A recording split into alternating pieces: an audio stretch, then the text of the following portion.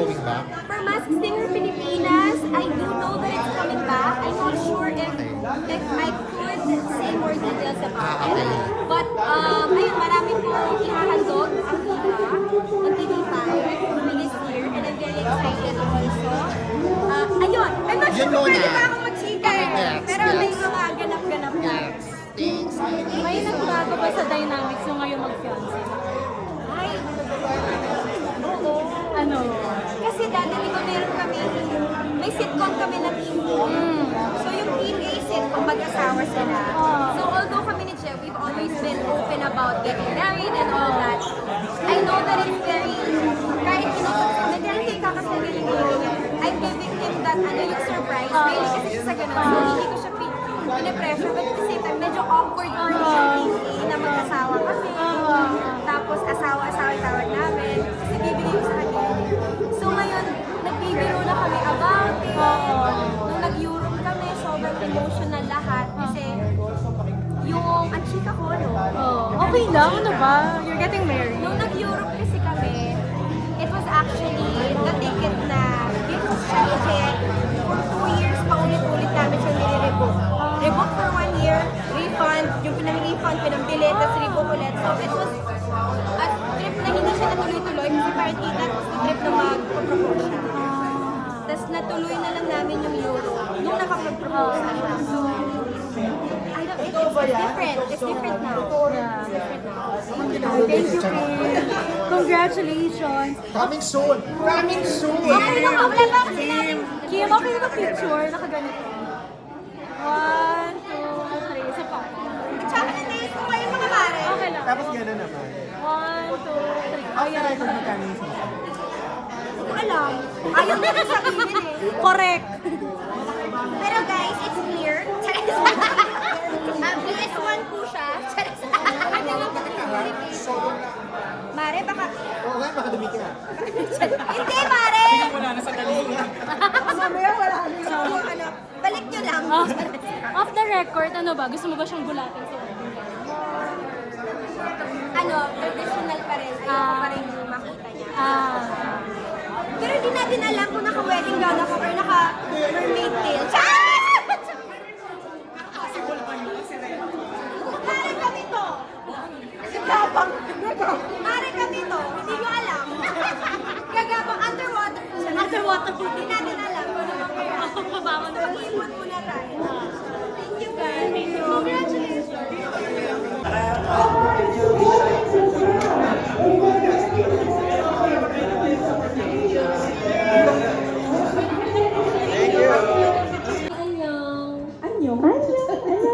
Sige, it's time to greet everyone and a message for the cast na rin and the director of the film. Hello everybody, magandang gabi po. Maraming salamat sa inyong oras ngayong gabi na ito. Pelikula ko ba ito?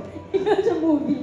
I'm so excited na mapanood niyo na to dahil ako, I haven't seen the movie yet, pero alam ko yung script, alam ko lahat ng ginawa ni Jed dito. Sobrang excited ako kasi may makikita kayong ako lang ang nakakakita. Chares! Ay, ano kaya yun? Basta I'm very, very excited and from a fan, kasi ako I'm a fan of both Je and si Pepe. Dahil silang dalawa ay ka-love team ko from a project na kung saan kami na-discover, which is Rock of Ages, 10 years ago. So I'm very excited for the both of them dahil sila ay nandito. And for all of the cast also. Plus, the makers of Ang Pangarap Kong Hold Up, na ako ay sobrang, isa siya sa mga pelikulang nagpatawa sa akin nung pandemic eh. Yung Pangarap Kong Hold Up. Tapos ngayon, meron silang 10 utos kay Josh. So I'm very excited. Ayan, excited din kaming lahat. And thank you so much for being here with us, for supporting your Je talaga. Of course. Okay, thank you so much, Kim. Maraming salamat. Let me grab, kunin ko na rin yung bag mo para nakakasira ng OOTD mo yan. Okay, post ka na dyan. Go. It's time for a photo op. Sayang naman ang outfit kung may maganda pala yung bag. Ba't ko inalis? Okay lang yan. Mas maganda pag walang bag. Okay, guys, dapat ganun yung lakas ng energy. Parang energy ni Jimmy at ni James.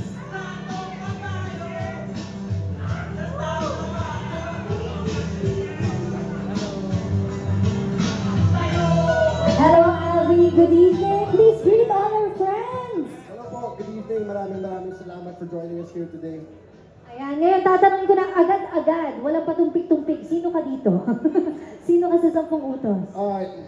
Isa ako sa office mates ni Josh, so along with these two kami yung comedic relief sa movie. Okay, so kaiinisan ka na ba namin dito o katutuwaan namin yung character mo? Natutuwa niyo ako, syempre. Katutuwaan namin. Paminsan-minsan niyo lang ako kinakatuwa. Ito na yung isa. Ito na yung isa. O, minsan lang daw yun. Kaya ito na yung isa. Okay, ibang advocacy nyo ba makikita namin dito? First comedy ko siya eh, so mas sanay siguro nakikita sa akin yung mga tao yung more serious dramatic roles. So, wow, ganun. First comedy mo to, congratulations. More to come, na-enjoy naman ang pelikula, syempre. Oo, na-enjoy ko, Kasi na-enjoy. comedy, palaging masaya yan eh, behind the scenes. O ngayon naman, invite mo na silang lahat, Abby, to watch your film. Ayun na nga po, everybody. 10 utos kay Josh, showing na po yung January 29. Sorry, maraming salamat. Akala ko tapos na yung show eh. Okay, 29. Thank you, Abby. Dito ka lang sa gitna. Ikaw naman paatras ka ng paatras. Mapupunta na tayo sa dulo. Ayan, photo op lang tayo. Quick photo op. Please stay center. High heels ko. Ito po kayo sa gitna, para ano. Naku, baka nabuka kong gitna ng torrent. Ang tangkad niyo pareho. Okay. Please, say hello to everyone and invite nyo na rin silang panoorin ang inyong pelikula. Hello po sa lahat ng mga nandito. Palakpakan naman tayo dyan para naman kilala nyo kami. Ayan, yung parang sobrang talaga. Kunyari kami yung bida. Woo! Yan, maraming salamat po at huwag niyo po kalimutan panoorin ang 10 utos kay Josh. Ito ang kauna-unahan namin pelikula ni GB. At kami ang bagong tandem na abangan. Kayo ba ang love team dito? Bagong Gayon Team. Kami po yung dalawang artista, mapapanood nyo muna bago magsimula yung pelikula dahil kami yung sa MTRCB. So, magsasawa kayo sa amin dito. Yun nga familiar na kayo sa aming lahat dahil palagi namin kayo napapanood sa MTRCB. Ngayon ba, malayo ba yung characters nyo dun sa mga character nyo sa MTRCB? Yes po, ibang James Karaan po ang mapapanood. Oo, actually, lalo yung sinabi ni James na ito yung parang first movie namin. Kasi ito yung mga yung first supporting roles namin. Tapos yung mga role pa namin dito, baduy ako magsuot doon eh. So, kita niyo naman, hindi wala akong baduy sa tatang buhay. Oh, hindi daw siya baduy Oh. Nandiyan yung wardrobe eh, baduy daw. And yung character naman? Ako naman, nakakatuwa dito kasi very subtle yung mga nuances. Gumagamit na ng mga... Very natural acting movie. pala ito. Mga subtle lang yung patawa namin dito. Hindi yung nakasanayan namin na kapag nag-stand-up comedy kami on stage na talagang loud o yung storytelling namin. Pero dito, kaya nga nasasabi namin talagang kakaibang James Karaan po ang mapapanood nyo. Ibang James at Yun na ibang lang. GB ang mapapanood natin. Ayan, any bloopers, funny moments during the shoot? Hindi pa namin napapanood talaga yung actual movie, kaya excited kaming mapanood to. Pero sana mapanood po ninyo dito yung na-accident si GB doon sa isang eksena doon. Naku, hindi ko masabi, baka ma-spoil. Baka ma-spoil, basta na-aksidente ka. Napanot ako sa isang eksena. Nang totoo. Oo, napanot. Nadala sa real life. Okay, thank you so much sa inyong dalawa. Let me grab your microphone. Photo off muna. Ayan, dito sa banda ay. Sige, okay lang, matangkad pala sila. Baka lalo. So all the ticket